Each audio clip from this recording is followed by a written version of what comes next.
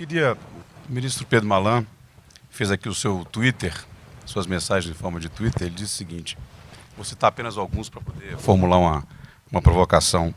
Primeiro para o ministro, depois o Armínio e o Gustavo Loyola podem fazer suas intervenções. Gustavo e Armínio falaram um pouco sobre esses problemas. É o seguinte, 20 anos de inflação civilizada, mas hoje nós temos uma das maiores inflações do planeta. Ou seja, nossa inflação é mais do que o dobro da inflação dos países emergentes e é o triplo da inflação dos países ricos. Temos uma inflação, de fato, muito menor em relação ao que a gente tinha antes do Plano Real. 20 anos de autonomia operacional do Banco Central. Esse é um fato que hoje é muito questionado pelo mercado, pelas indas e vindas da política monetária no atual governo. Estive olhando um quadro de intervenções do Banco Central na taxa básica. O Brasil, disparado, foi o país que mais mexeu na taxa básica em 3 anos.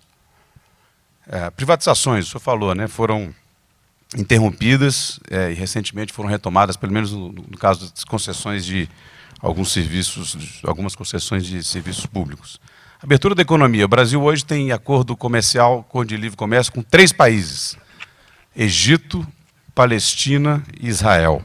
Nada contra nenhum dos 3, né? Mas os nossos vizinhos aqui estão negociando, quase todos eles têm já acordos comerciais com os Estados Unidos e com outros países importantes do mundo.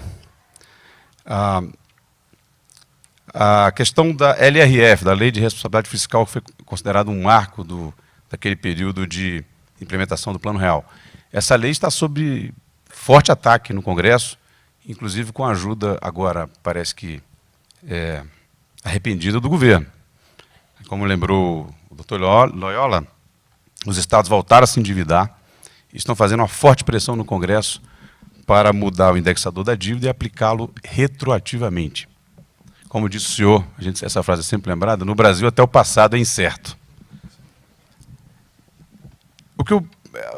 A minha pergunta, a minha provocação é o seguinte, conversando com o Pécio Arida, ele dizia que o Plano Real ele faz parte, ele era apenas um dos aspectos de um projeto de modernização do país, que envolvia uma série de transformações, como vocês mesmos citaram aqui. O senhor não acha que o Plano Real corre grande risco? Bom, excelentes provocações, eu também vou responder Twitter style, estilo Twitter.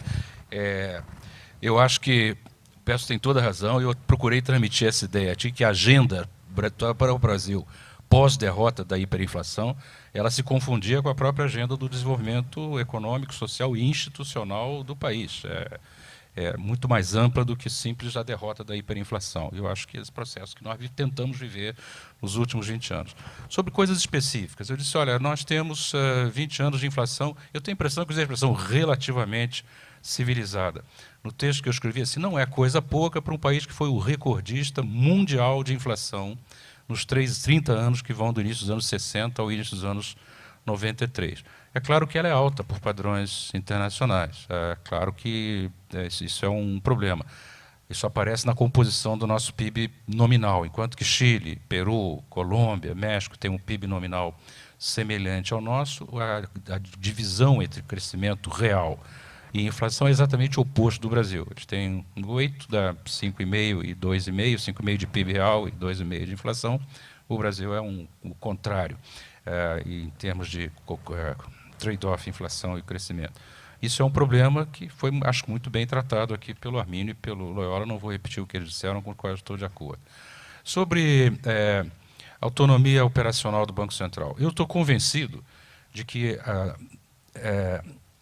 a atual diretoria do Banco Central, para ser muito específico, a atual diretoria do Banco Central tem muito presente que não é a sua reputação, sua credibilidade pessoal que está em jogo, mas é a reputação da instituição e seu conjunto, e que eles tentarão fazer o que for necessário para preservar a instituição, o Banco Central, que depende da percepção da sua capacidade de resposta às situações. Eu acho que, no geral, isso tem sido feito, com críticas sobre determinados movimentos e determinadas ingerências, talvez indevidas, em alguns momentos específicos. Mas eu acho que a ideia de que a credibilidade da instituição tem que ser mantida com o objetivo não do governo de turno, mas do país, eu acho que ela tem forte apoio na sociedade brasileira. Espero não estar equivocado.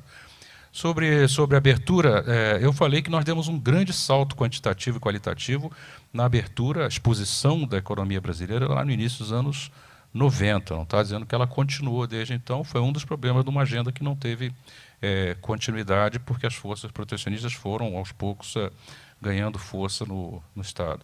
Sobre lei de responsabilidade fiscal, você tem razão, ela vive sob um constante assalto por aquelas razões que eu mencionei, essa visão de que as demandas sociais e não sociais são intensivas em Estado, e o Estado tem que responder a elas, para isso não pode aceitar restrições orçamentárias nos 3 níveis de governo. Mas eu acho que há uma resistência, assim, que eu espero que se materialize na recusa à retroatividade dessa proposta de mudança de indexadores de dívidas de estados e municípios.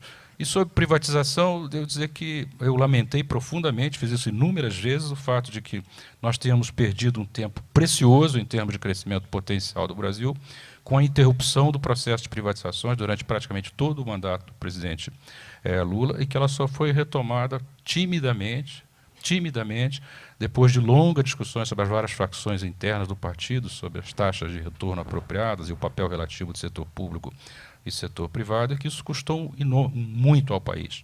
Assim como a mudança do regime do petróleo, que não era necessário, a meu juízo, mas já foi feito, mas ele levou 5 anos que não houve qualquer tipo de licitação no Brasil, nem onshore, nem offshore, que não fosse pré-sal.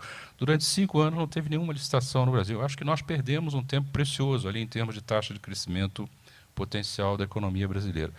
Dito isso, eu quero reiterar que a minha expectativa, a minha esperança, porque eu acredito no debate público, no diálogo, e acredito num mínimo, volto a terminar, de boa-fé, um mínimo de honestidade intelectual e um mínimo de recusa de aceitar rotulagens e adjetivações vazias entre pessoas que estão querendo lidar com a situação atual. A situação atual exige respostas, como mostraram bem o Armínio e o Gustavo Loyola. Não sei se respondi a sua pergunta, mas falei demais. Respondeu. O Armínio gostaria de fazer algum comentário? Rápido, porque eu acho que eu falei essencialmente respondendo. A minha resposta é sim. Eu acho que eu tenho uma certa diferença de opinião com relação ao Pedro, que é uma coisa muito rara. Mas eu estou bem mais preocupado, Pedro. Eu não acredito nisso que você falou aí no final. Não acredito. Espero estar errado, mas não acredito. E acho que nós estamos num caminho bem perigoso. E as coisas, às vezes, demoram a aparecer na sua inteireza, mas, quando aparecem de maneira mais violenta. Nós temos esse DNA de sobreviventes, né? E eu não vejo bem a coisa. Não perdi a esperança também, não. Mas tá bom, que bom. Doutor Loyola. Não, eu tenho que concordar simultaneamente com o Pedro e com o Armínio, né? Só me resta isso. Não, eu acho que há riscos, sem dúvida, eu acho que o real pode se perder, realmente. Nós podemos voltar ao passado, né? Quer dizer, não apenas o passado é incerto, mas também a gente sempre quer voltar ao passado que deu errado, né? São características brasileiras. Mas, enfim, acho que pode dar errado. Mas eu volto talvez, mas eu acho uma esperança, e aí eu volto às palavras do presidente, né? Quando se referiu ao anseio da sociedade em 1994 de que alguma coisa precisava ser feita em relação à inflação, que, enfim, que do jeito que estava não poderia continuar e tal. Eu acho que hoje a sociedade brasileira é intolerante à inflação. Eu acho que, vamos dizer assim, os políticos hoje devem pensar pelo menos 2, 3 vezes antes de jogar o Brasil numa trajetória macroeconômica desastrosa que represente a volta àqueles tempos pretéritos lá de inflação. Eu acho que isso é um suicídio político, né? Então, eu acho que, por exemplo, a gente percebe sintomático o recuo do próprio governo atual em relação à matriz, né? Quer dizer, eles não bateram em retirada ainda oficialmente, mas na prática a matriz foi abandonada, né? A nova matriz virou velha matriz, só que eles ainda não assumem que voltaram para um tripé meio complicado assim, mas estão tentando lá pelo menos algum tipo de restabelecimento desse tripé, né? Agora, tem algumas coisas que precisam ser feitas, e se não forem feitas, as coisas, de fato, começam a se deteriorar, e nós corremos o risco, né? Eu estava até dizendo, na questão fiscal, eu fui funcionário de carreira do Banco Central durante muito tempo, enfim, vi várias situações. Esse é o primeiro governo, por exemplo, que o presidente se referiu aí, que todos os ministros tinham um objetivo, era gastar mais. E a situação atual é pior porque a esses ministros se juntou o secretário do Tesouro. É a primeira vez que eu vejo que o secretário de Tesouro é gastador também. Isso é uma inovação. Então, se não começar por aí, enfim, dessa disciplina fiscal e tal, voltar o regime de política econômica que o Arminio falou, eu acho que há risco, sim. Queria voltar aí não é uma provocação, uma pergunta mais objetiva, pensando no futuro, começando pelo ministro Pedro Malan, que é o seguinte: como conciliar a necessidade, a demanda que existe no Brasil por gastos na área social? Essa é como disse o senhor disse inclusive na sua apresentação, que os programas de transferência de renda foram criados no governo Fernando Henrique, foram consolidados pelo presidente Lula. E hoje a gente tem o que o presidente chamou de malaise na sociedade, né? Um mal-estar, um mau humor com a baixíssima qualidade dos serviços públicos no Brasil. Ao mesmo tempo, nós temos uma carga tributária que eu li outro dia, fiquei até razoavelmente feliz, que só é menor que a da Argentina, no mundo em desenvolvimento, né? O Brasil está com 36% de carga tributária. E um gasto também crescente, com todos os cortes que se fazem, contingenciamento, o gasto continua crescendo em termos reais em níveis bem elevados. Ou seja, como conciliar a manutenção desses programas de transferência de renda, que são apontados como boas políticas de atendimento mínimo às camadas mais pobres da sociedade, com essa situação fiscal que a gente tem e levando em conta essas demandas que existem hoje dessa nova classe média, velha classe média, de todo mundo, por serviços públicos de qualidade. Eu acho que é um problema. O Brasil tem não só um nível de gasto como proporção do PIB, que é o mais alto de qualquer outro país de desenvolvimento, e mais alto que muito país desenvolvido, com tendência ao crescimento, a julgar pela situação atual, e uma carga tributária também, que eu achei que era a maior do mundo em desenvolvimento. A Argentina, já não comento mais a Argentina. Ponto fora da curva ali. Como responder a isso? Eu volto à minha ideia das urgências do gradualismo. Nós fizemos uma tentativa, e algumas vezes bem sucedida. A resposta que o Brasil deu à crise da Rússia, a falência do Long Term Capital Management Fund, lá em agosto de 1998, eu me lembro muito bem, na primeira semana de setembro, um mês antes das eleições, nós editamos uma medida provisória e um decreto legislativo em que fizemos cortes nos 3 meses e 3 semanas que faltavam para concluir o exercício, o ano calendário de 98.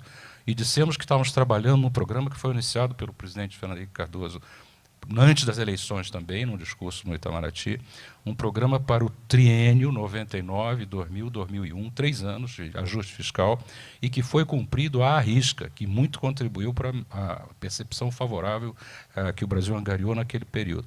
Eu estou convencido que nós temos que caminhar para fazer uma coisa semelhante agora.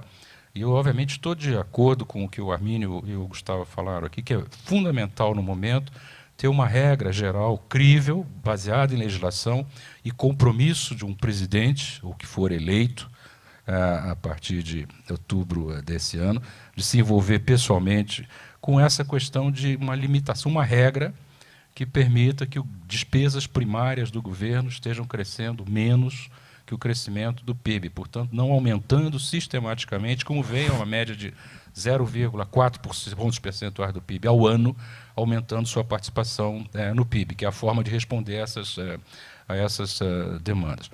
Isso foi tentado em 2005, o ministro Palocci propôs isso junto com o ministro Paulo Bernardo.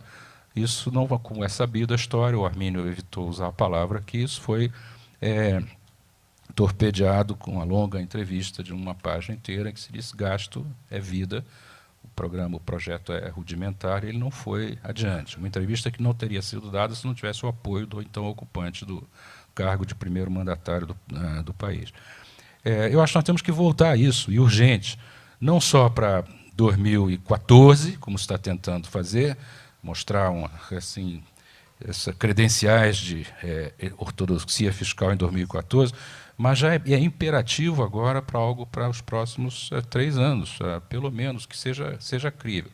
A urgência do gradualismo vem daí porque é só de avanços percebidos como críveis nessa área que você pode começar a tratar da carga tributária. É impensável imaginar reduzir a carga tributária assim agora, sem ter começado a enfrentar antes, de maneira crível, o crescimento das despesas primárias do governo como percentagem do PIB, que exige um horizonte de tempo que seja maior que o curto e enganoso período de o ano calendário em que nós estamos. Então, eu acho que é por aí. As demandas existem, como eu notei, e essa expressão eu não inventei, eu já ouvi ela inúmeras vezes.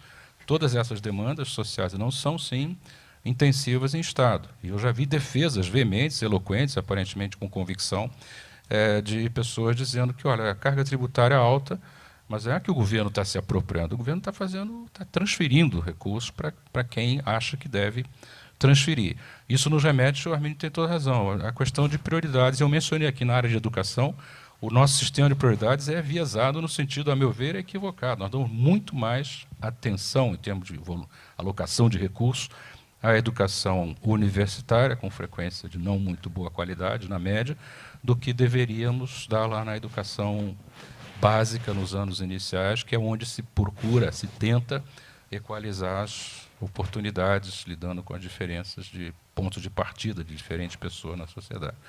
Mas essa mudança exige debate, exige discussão, e ela não está introjetada ainda na sociedade brasileira. A ideia de que é mais educação todos os níveis do governo, e a ideia de que você equaliza oportunidades lá na universidade, ou depois do ensino médio, onde você não faz isso, né? É demasiado tarde para tentar equalizar oportunidades, depois que já tem deficiências da formação que se prolongaram durante uma década ou mais, antes de você tentar equalizar a oportunidade. Arminio. Não tem muito a acrescentar, não. Eu acho que com transparência e honestidade. As transferências, os programas de transferências diretas são relativamente pequenos também. Sim, mas como é que, só para aprofundando um pouco a resposta do ministro Malan, como fazer essa contenção de gasto público diante da necessidade? Eu não estou falando só dos programas de transferência de renda, evidentemente. Nós temos aí um gasto previdenciário gigantesco no Brasil, talvez o maior também entre os países em desenvolvimento, o que acaba, com certeza, contribuindo para o fato de o Brasil ser um país pouco competitivo. Mas como é que você acha que poderia estancar essa evolução do gasto público, tendo em mente que é preciso melhorar a qualidade do serviço público? E isso exigiria o quê? Reformas constitucionais? Contenção de que tipo de gasto?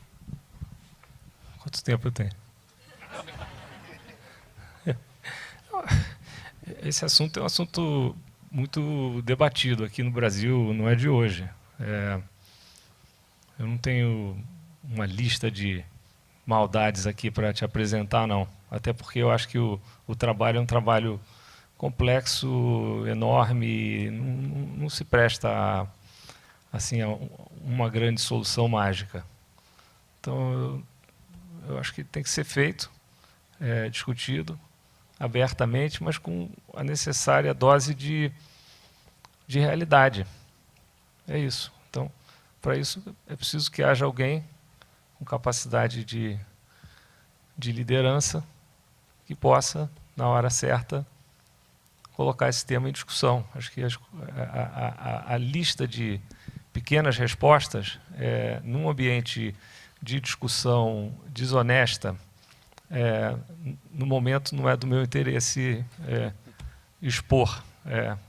Então, eu passo ao Gustavo, talvez ele queira. Doutor Loyola. Não, é um assunto, quer dizer, muito complexo e amplo, mas sem querer simplificar demais, eu só vou mencionar uma questão aqui, que é a questão primeiro, a necessidade de ter eficiência no gasto público e de alocação correta das prioridades, né? Não se pode querer fazer tudo ao mesmo tempo e fazer de maneira pouco eficiente. Eu acho que há um problema de gestão do setor público no Brasil que é muito sério, né, e que precisa ser atacado. E essa agenda de gestão do setor público, ela também é outra que foi deixada pelo caminho aí e não se fala. E é interessante porque, às vezes, a gente vê experiências, por exemplo, a gente pega os municípios brasileiros, muitas vezes a gente vê experiências de prefeitos, né, muito bem sucedidos na área de educação, saúde, enquanto que outras prefeituras têm uma situação terrível, né? E a gente vê que a diferença, muitas vezes, está apenas na gestão, né? Uma boa gestão, às vezes, faz uma diferença. Na educação mesmo, na educação básica, a gente vê escolas, né, que são mencionadas como escolas que são muito boas do ponto de vista de um ensino de qualidade, às vezes até só pela boa gestão do diretor ou da diretora da escola. Enfim, eu acho que muita coisa para ser feita em vários aspectos, mas eu queria salientar essa questão da gestão, que é uma agenda que estava muito presente no governo do presidente Fernando Henrique e que foi deixado para trás. A questão dos quadros do Estado, a maneira, enfim, todo esse processo, né? Então, quando você tem recursos escassos, você tem que usar ele bem, né? Aliás, esse é o que está por trás da economia, né? Da ciência econômica, né? Acho que é por aí. É ter prioridades e usar e gastar bem, né? O senhor queria falar mais um pouco, doutor Malan? Pois não, conclua, por favor. Está acabando, mas tem mais 1 minuto. Eu queria só concluir. Eu vou ler uma citação aqui de um economista extremamente influente, que eu não vou dizer quem é, vou deixar vocês imaginarem aí, mas eu vou citar textualmente. Diz o seguinte, estou citando, um trabalho publicado. Este trabalho tem uma ambição exagerada. Pretende convencer o poder incumbente, que será eleito em outubro, de que, o Estado brasileiro é o mais pesado entre os que têm PIB per capita semelhante. 2, que essa é uma das causas importantes do nosso baixo crescimento. 3, sem balas de prata ou choques duvidosos, existem muitas trilhas viáveis para reduzir o problema e recolocar o Brasil no caminho do desenvolvimento sustentável. Isso dependerá de muita perseverança, de razoável paciência e de alguma inteligência. Eu não vou citar o nome do economista aqui, mas é um artigo publicado, quem estiver interessado eu posso dizer depois, mas foi escrito em 2010, outubro de 2010. Ele continua relevante para 2014, como tentativa de convencer o poder incumbente a ser eleito nesta data. E a última observação é a seguinte, é de um velho, querido, dileto amigo de várias das pessoas aqui, o Dionísio Dias Carneiro, que diz o seguinte: quando você quer convencer alguém de alguma coisa, ajuda enormemente se você mesmo está convencido daquilo. Então, eu acho que parte do debate é tentar convencer que estes temas são temas fundamentais para o Brasil e seu futuro nos próximos 20 anos. E ainda falta convicção de muitas dessas coisas que nós ouvimos aqui, por parte daqueles que deveriam ter um mínimo de convicção a esse respeito. E, em não tendo convicção, não são convincentes e críveis naquilo que fazem. Com isso, nós encerramos aqui o nosso primeiro painel. Sérgio Fausto